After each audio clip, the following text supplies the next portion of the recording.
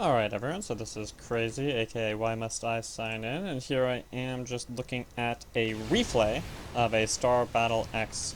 You can see this really aggressive, early game focused, oriented opening from the blue team with double Leviathan, which does have a lot of late game potential, but also double Colossus, BC Frigate with no support, versus Leviathan, Overlord, Colossus, Frigate, Dreadnought.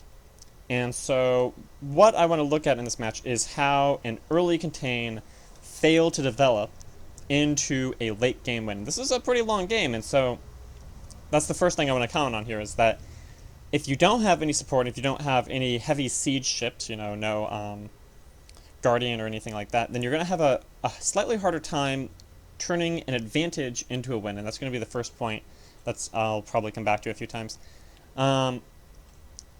But I think it's really going to come down to certain plays, right? And so I want to look at those plays as well. So let's get into this. In this opening, the Colossus, basically the same opening, just shield and missiles. Whether you get 4 shields or 3 missiles is not really going to be a huge difference.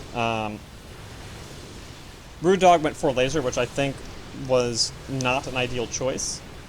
And I think that they have a hard time. Red team has a slightly harder time in the early game as a consequence of that. Like in moments just like this, where 2 ships are pushing in 3, and it's because the damage from these 3 ships is not really enough. Ghost went feedback, and so because there's no spells, there's no spellcasters, feedback is kind of anticipating. I'm going to turn the sound down just even more.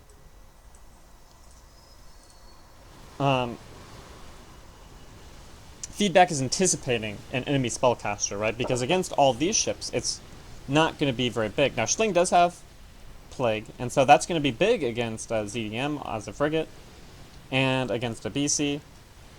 But it's still not going to be enough for them to avoid getting contained right here, which is what is happening. They're getting pushed back, and they're going to have a hard time getting outside their base, because they just don't have enough damage to deal with this level of early game aggression.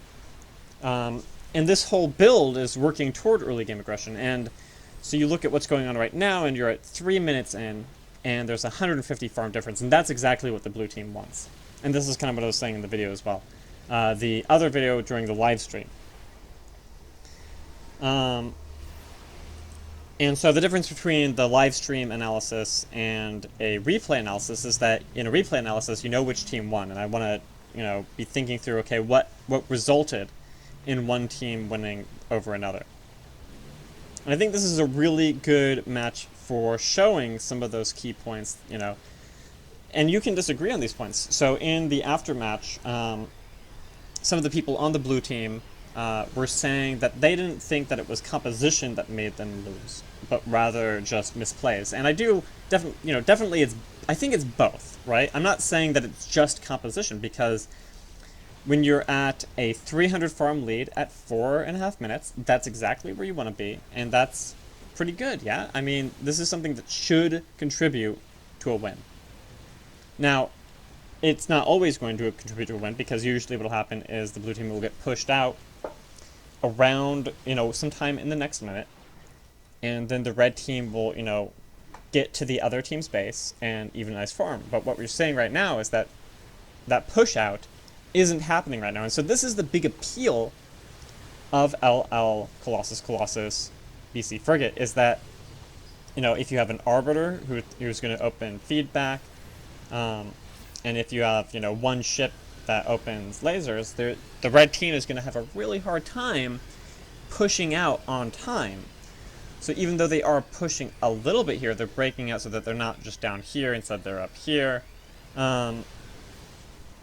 This is still not nearly as fast as a push out. So, I mean, when you're at 5 minutes and 40 seconds, and the other team is up in your base, like they are right now, I mean, you're pushing maybe one side, but not across the line, that is really a very significant disadvantage. And that's what you see right here.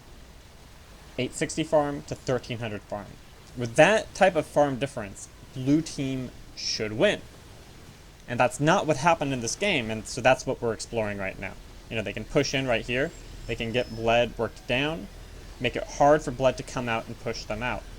Jimber trying to push with no shields. It's not what you want to do as a Colossus. You want to be pushing with your shields. But they can't because they've already been worked down. And so yeah, Task Star is burning, and so blue team does need to go back real soon here. And that is what they're going to do just about now. Is that once Task starts going back, he's going to say, okay guys, don't stay here any longer. It's already 7 minutes, and you guys haven't even backed yet. So let's just go ahead and accelerate a little bit.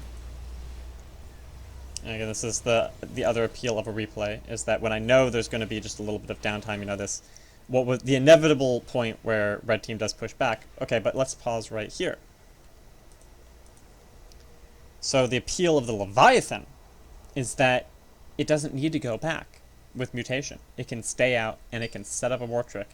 And so this is the big play, right? This is the moment that's supposed to turn a lead into a win.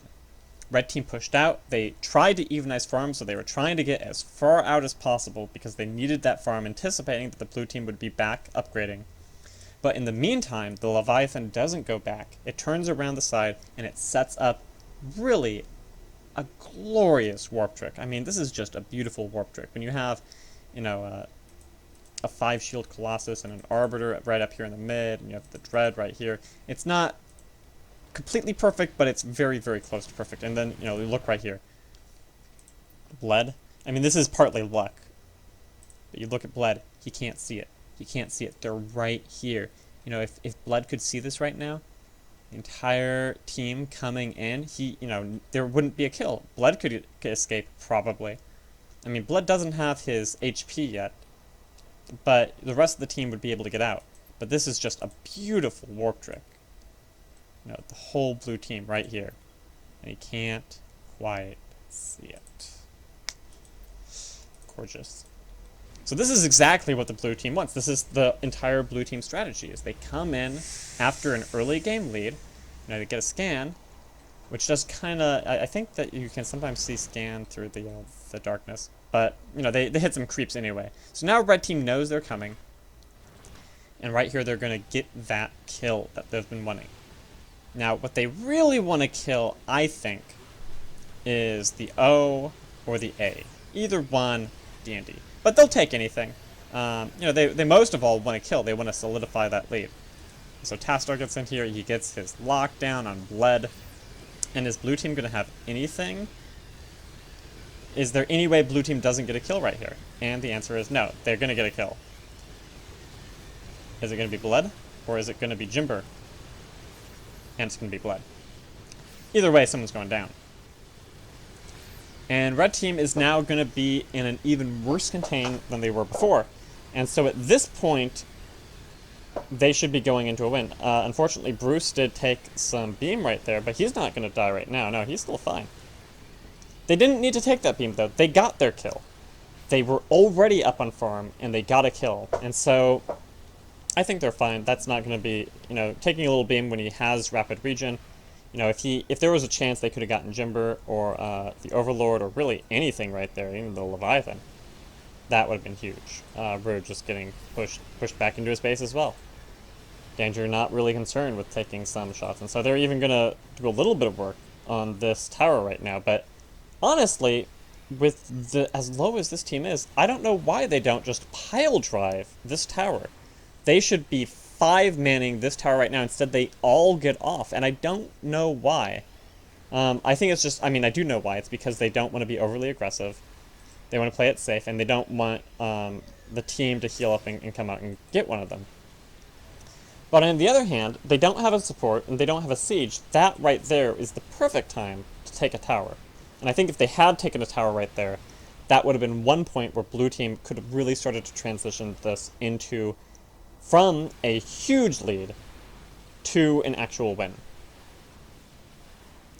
So that's going to be point 1, where I slightly disagree with the call made. And I'm not saying that I would have necessarily made the call to take the tower right there, because it is a very aggressive decision. But if you had perfect map awareness, and if you knew the life amounts of all the enemy team, you should have known that that was actually a point where you could have taken that tower. So I'm trying to remember this match. It was a 44-minute match, and so I'm trying to remember when exactly the big plays were. I think there's kind of, a while here where nothing huge happens. But let's see. Now we're at 12 minutes. I'm just going to speed it up a little bit. And so blue team's just going to, they're going to be aggressive, but they're not. They are eventually going to go back. And so yeah, we're going to go back. Going to get our upgrades, and then we're going to come back. And I think it's going to be a little bit harder for Colossus to set up a warp trick. Could they have set up another warp trick right here? I think they could have set up another warp trick, but and they do kind of want to get a warp maybe on Crackshot, but they're not going to get a kill off that warp. But let's slow it down, and look. So now we're at 1540, and there's a 1,000 farm lead. And so they missed their earlier chance where they actually could have taken this tower. It would have been very aggressive. It would have been kind of hard and almost, and probably riskier than they wanted on what seemed like a very easy win at this point. But turning an easy win into a win when you only have a BC as your sole denial and detection, I think you almost want to take it, yeah. And so now they're sort of working down both towers. They're not really focusing either tower in particular. And this is another point where I'm like, you shouldn't have.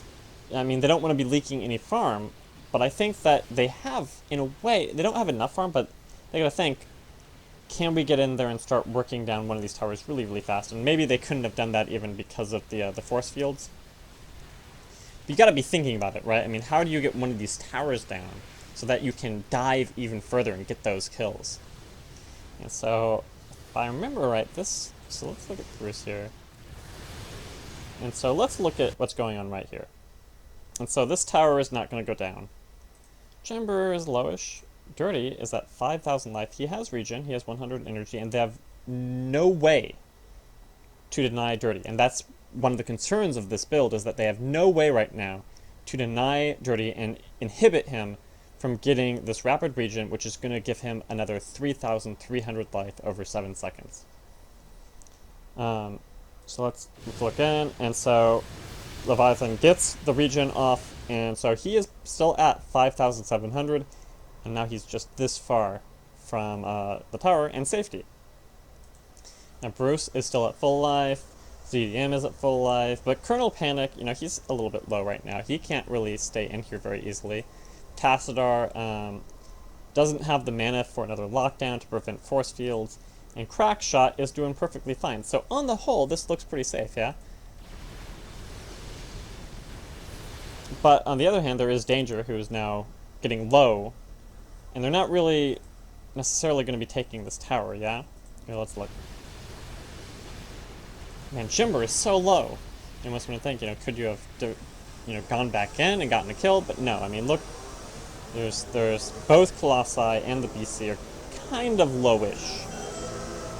But red team still can't push out, and so this is another good moment, but so they could dive in, they could deal some damage, but now they're kind of having to back off a little bit, yeah? They can't, be farming up here. Instead of farming here, they're now farming back here.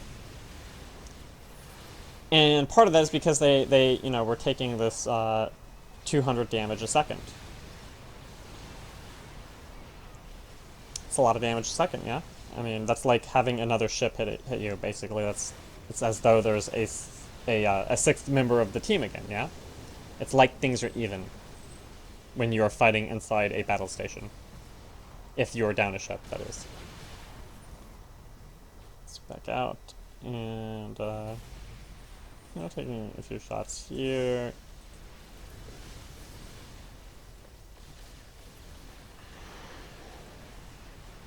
And so, you slowly get pushed back. Nothing really too exciting for a few minutes.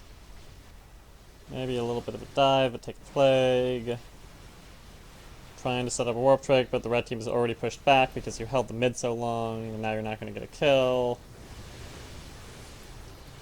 But, going back there, if they... I mean, red team couldn't really very safely go past the halfway mark when they're down 1,000 farm. So would the warp trick have failed anyway? Probably.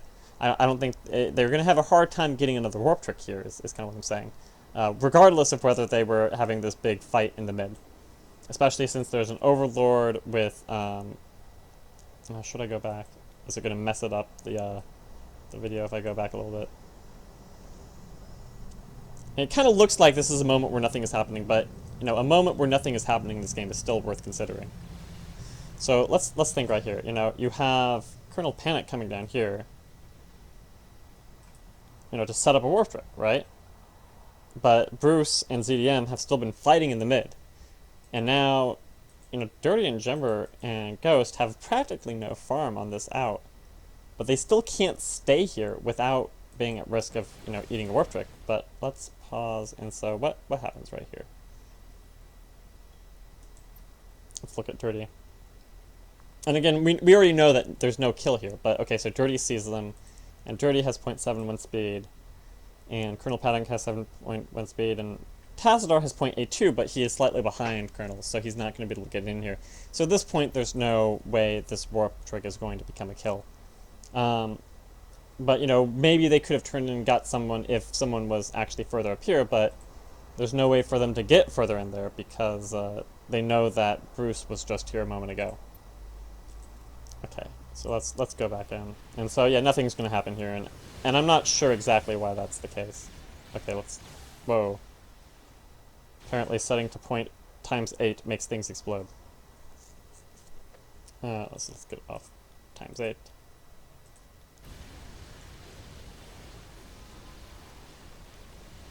Okay, so they came in and they didn't get their kill on this back, even though they were up 1,000 farm. And they would have liked to kill here.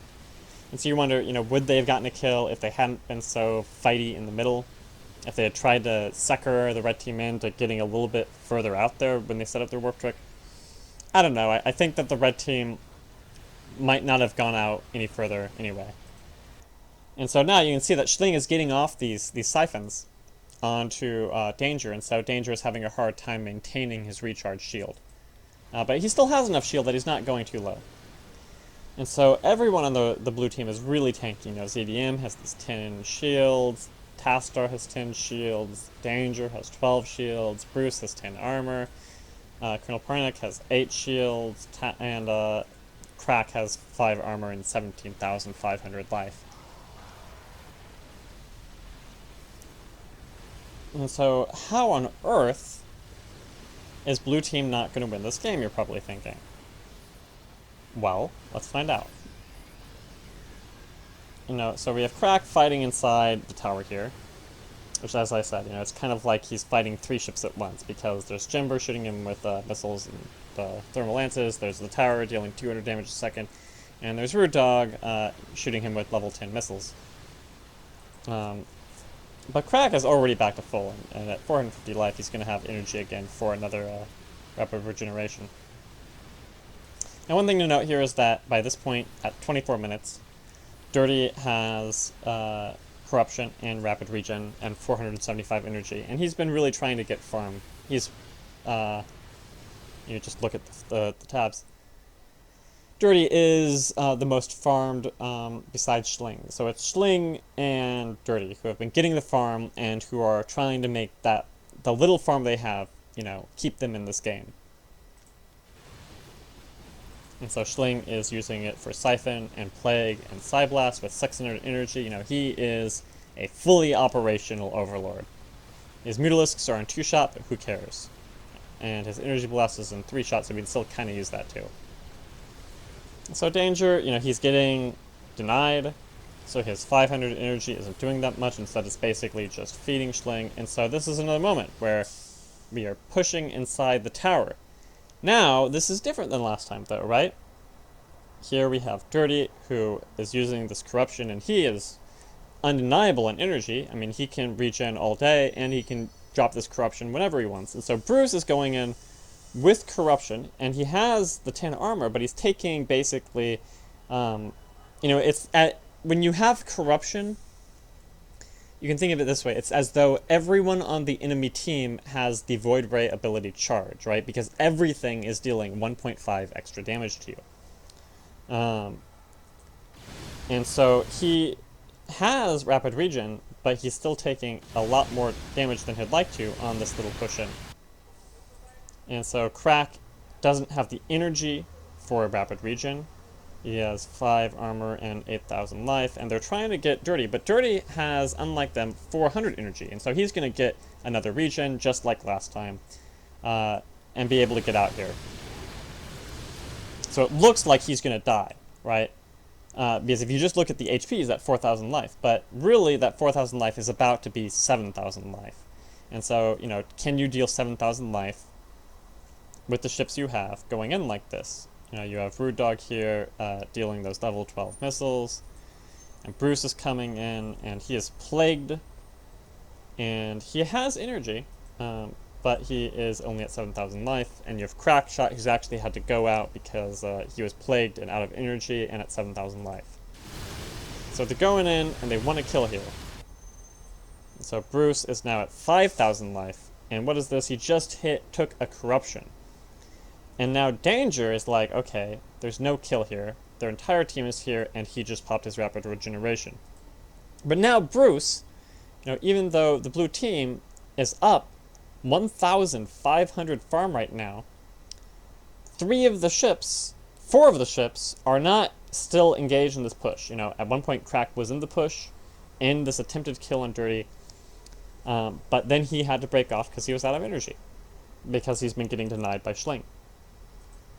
Danger needs to back off because he knows there's no kill here. And now Bruce has just taken a corruption. He's at 5,000 life. He's about to get his regen, but the entire team is here. There's Rude Dog, Schling, and he's going to have a Psy Blast in a second here. And there's Ghost, who has feedback, or well, he's out of energy at the moment, but he would normally have feedback. And then the Colossus, who's not dealing damage, but is inhibiting any sort of kill on Dirty. So let's look. So he goes in just that extra second. Now that's like a 1 second extra push after Danger backs off. And so basically that is a 1 second that becomes 2 seconds, that becomes 3 seconds, where he's taking all the aggression from the 5 ships here and the tower, who is dealing 300 damage a shot. That's 300 damage a second. That's like a charged Void Ray, right? That's like a double charged Void Ray if you think about it. Is that right? No, that's actually slightly less than the double charge Void Ray, but it's still a lot of damage. And so he's popping the regeneration, but he still has the corruption for another 12 seconds. And he's going to go down because of a 1,885 damage burst from a Psy Blast.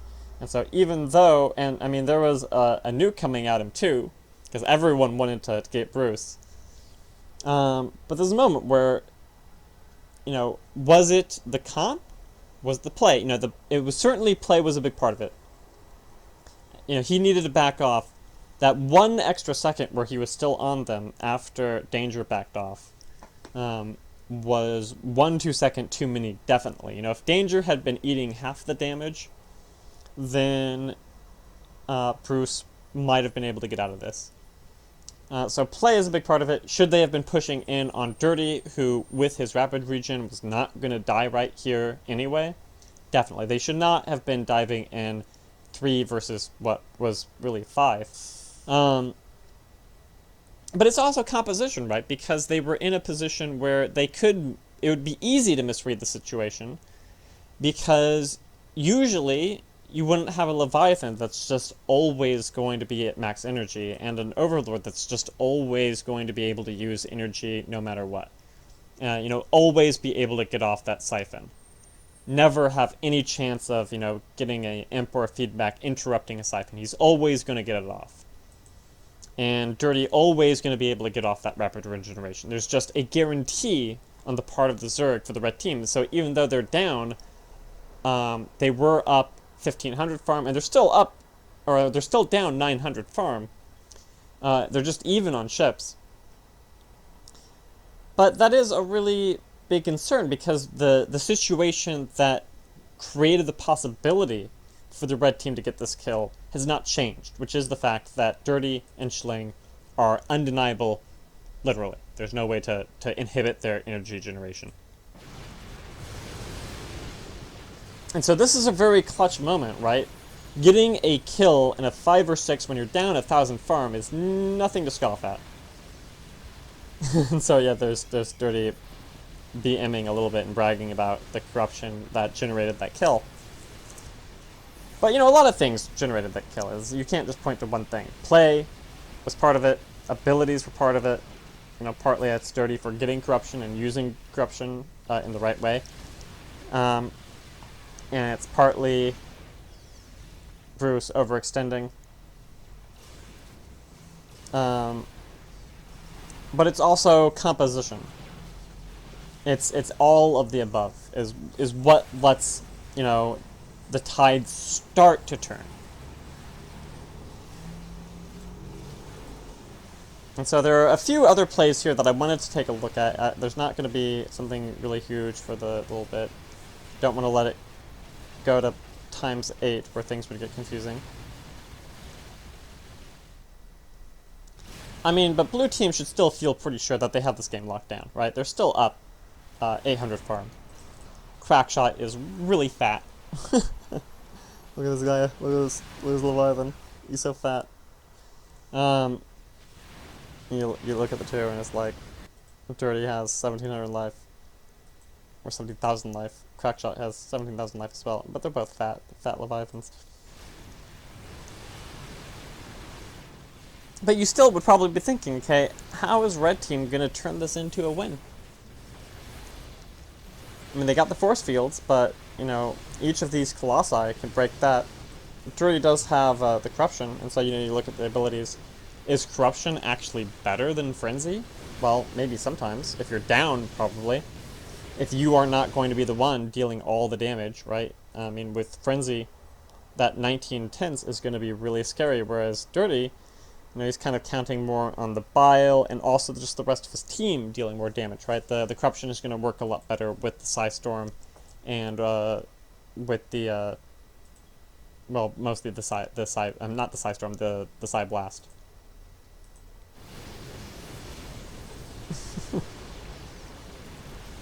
Panic taking another corruption, but he has his invincibility, so he can just shrug it off. But, you know, popping your ultimate in response to a 50 mana spell with really a 15-second cooldown, it's not ideal.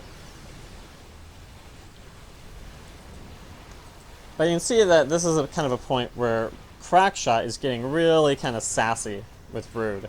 Yeah, Brood wants to be able to push Crack off, but he's just, with 12 missiles, he's like, I should be able to be doing something here, right? And so let's pause a little bit. So there is this engagement going on up here. You know, everyone is kind of focused up here.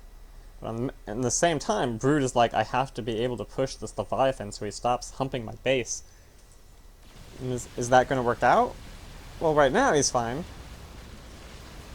Yeah, he's totally fine. And in the meantime, you know, what's going on up here? And this thing is like, well, it can feel like you're just trying to hold off this Leviathan forever because this team fight's never going to end. But wait, something is happening. And yeah, the corruption with the Psy Blast. The Psy Blast already does 2,605, but I'm pretty sure that with corruption, that means that the Psy Blast is going to be dealing 4,000 damage. So let's just go back a little bit. Oh, is that, how long am I going to seek for? Okay, so, you know, you look at Danger and Colonel Panic right now, and it's like, oh man, they're full. It's fine. So how on earth, you know, so he uses energy, he uses his Thermal Lance to hurt Jimber. But, you know, Tastar has to always be locking down everything for any sort of denial to happen, to make, you know, Jimber die. Otherwise he can just pop his, you know, whatever and survive. Damn. It happens so fast that it's actually... It's like, I'm going to comment on what else is happening here. And so, okay, so Panic drops his Lance, and so he's a little low on energy. He has been flanked.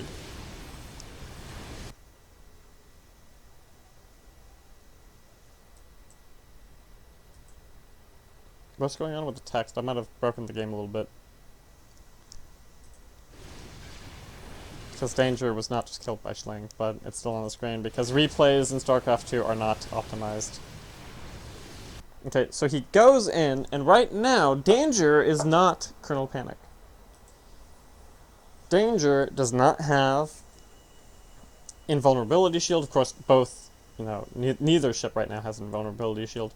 But he's going in with a little bit of corruption, and so he's taking damage from Dirty and from Jember, but also from Schling. And so Danger is at 10,000 life right now. And so that one blast looks like it just did about 5,000 damage. That's a big side blast.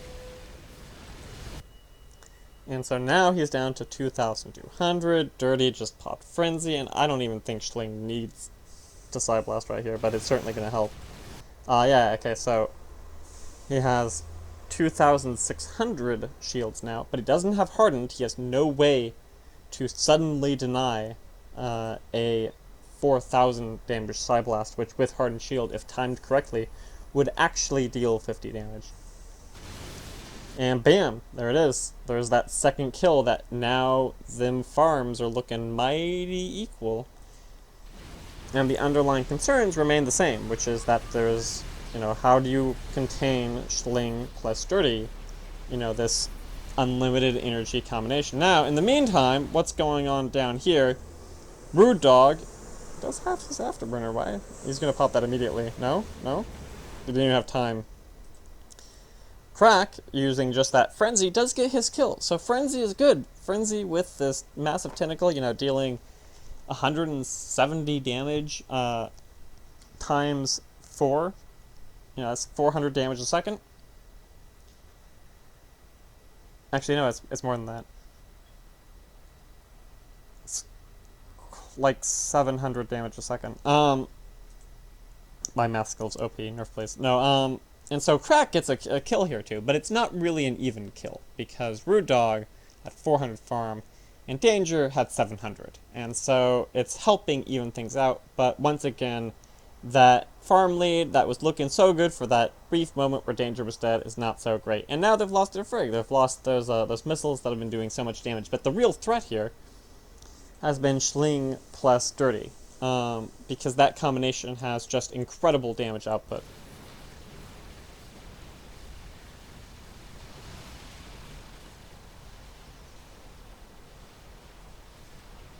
So, to what extent is L a late game ship? And L is certainly a ship capable of amazing things in the late game. But you need, it helps combo with other ships, and so it has a certain set of abilities. And, if,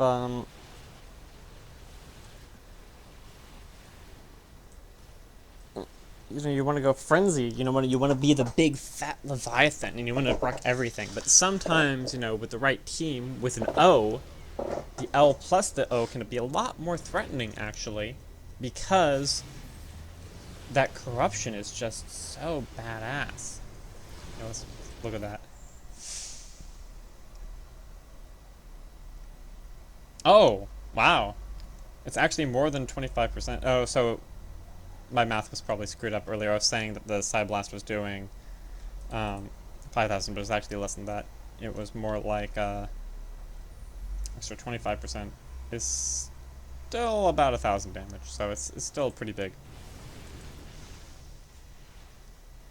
I mean, it's mostly that the Side Blast is big and undeniable, and the corruption is helping a lot.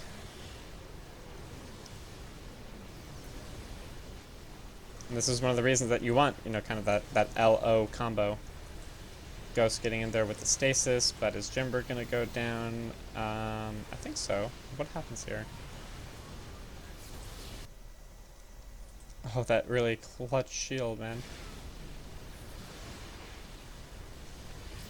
And so this is a moment where you would have needed Colonel Panic in the front. And so it looked like Jimber was so dead. But because Colonel Panic wasn't in the front, he's still at 7-1 speed, he's not able to kill those force fields in time for Tassadar, who doesn't have, or actually no one has missiles, so what am I even talking about here? Let's just go back a little bit.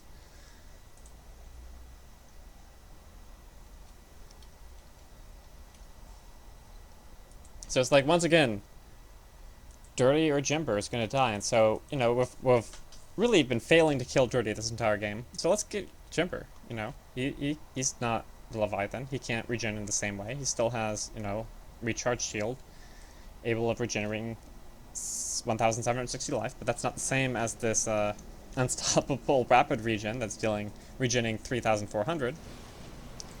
And we don't have corruption, which actually would be really significant with the Ion, with the Yamato. But it does let Crack get in there, but Colonel Panic is just kind of drifting along behind. And then Crack, gets broken off, so he's not in the lead anymore. And so now ZDM is in the front. He has these 10,000 shields that lets him stay kind of in the lead, trying to get these missiles off. And ZDM does want to get these missiles off. And so there's the force field that stops this volley of missiles from hitting Jimber and sealing the deal. His Ion is already down. And there should be another Yamato coming, but, there's just a little bit of cooldown on it.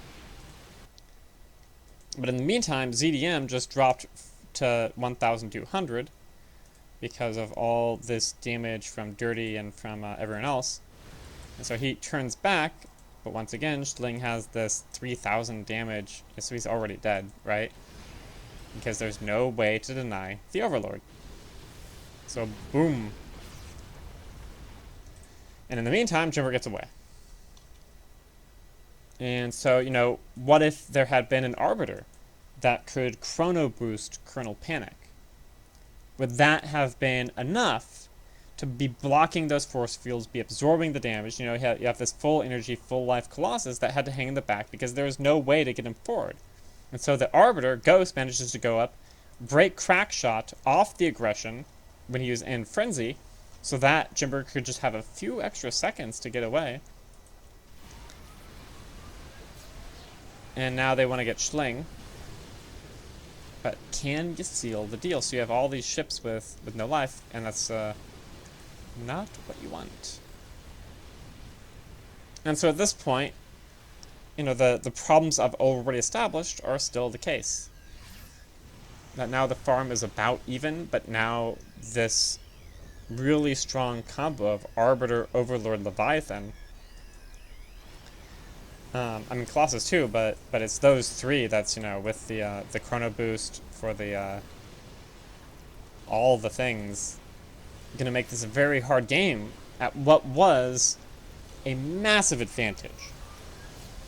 And so, it's this combination of clutch plays, but also really, really big in ship composition, yeah? So we can just, at this point, it still looks like an even game, but at this point it starts to feel like it's over for the blue team because they had the massive advantage, and the main threats that they've been dealing with, they've not really been able to generate a consistent response to. What they want is Crackshot to, to get Schling alone and just to ride him all the way back to base, like right now. But they're not going to be able to do that. So now you're going to have this sort of awkward point where, well, can I chase in? Can I dive in? Can I use, Crackshot's wondering, can I use my E here? Can I get all the way in? Or am I going to be taking too much damage from this, massive side blast and from the corruption? And so now Colonel Panic, popping his ultimate, staying in the lead, but then he has to back off.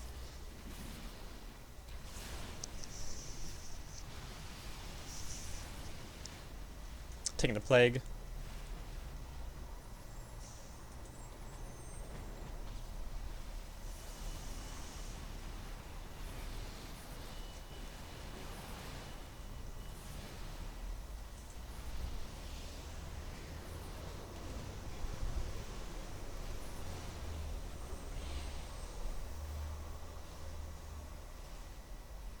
And here you can see it right now.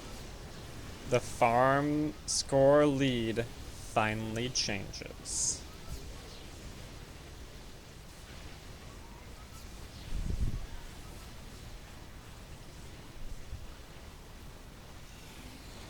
Crack really he's hungry. He wants to get in there and get a kill, and so last time I didn't drop my E, this time I'm going to drop my E. And then, Panic goes in alone. The Tastar there. It's like, how do we get a kill here? Dirty seems low, but that's how he seemed the entire game.